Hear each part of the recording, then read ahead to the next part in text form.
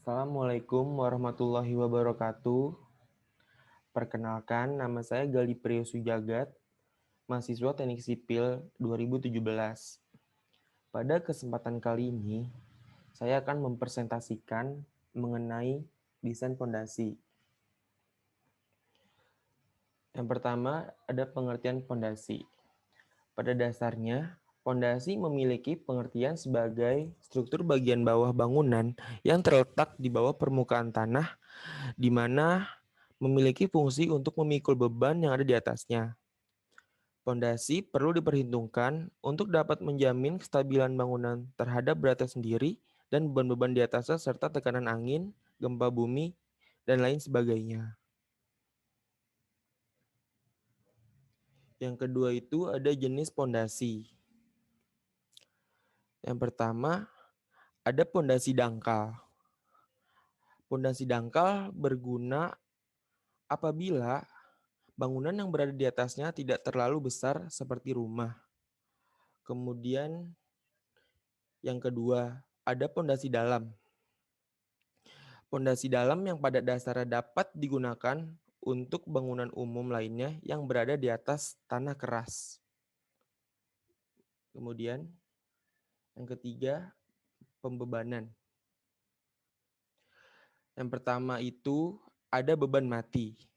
Beban mati yang merupakan berat dari semua bagian dari suatu bangunan yang bersifat tetap yang tidak terpisahkan dari bangunan tersebut. Yang kedua, itu ada beban hidup. Beban hidup adalah semua beban yang terjadi akibat penghunian atau penggunaan suatu bangunan seperti banyaknya orang yang ada di dalam bangunan tersebut. Yang ketiga itu ada beban gempa, yang dimana terdiri dari semua beban yang bersifat statik ekuivalen atau bagian gedung yang menirukan pengaruh dari gerakan tanah akibat gempa bumi. Yang keempat itu ada beban angin. Beban angin yang terdiri dari semua beban yang bekerja pada gedung atau bagian gedung yang disebabkan oleh selisih tekanan udara. Dan yang terakhir, yang kelima itu ada beban khusus. Beban khusus terdiri dari semua beban yang terjadi akibat selisih suhu, pemanasan, ataupun penurunan pondasi atau susut. Next. Yang berikutnya ada kuat perlu dan kuat desain. Kuat perlu itu adalah perancangan struktur bangunan yang mempertimbangkan beban mati dan beban gempa. Dalam perancangan diperlukan kuat perlu sebagai kombinasi-kombinasi beban tersebut. Ada kuat desain.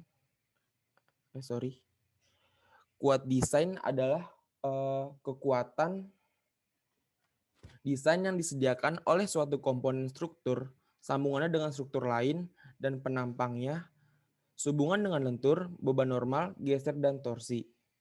Dan harus diambil sebesar kekuatan nominal yang dihitung sesuai dengan persyaratan dan asumsi dan standar ini, yang dikalikan dengan faktor reduksi kekuatan. Demikian presentasi dari saya, kurang lebihnya mohon maaf. Wassalamualaikum warahmatullahi wabarakatuh.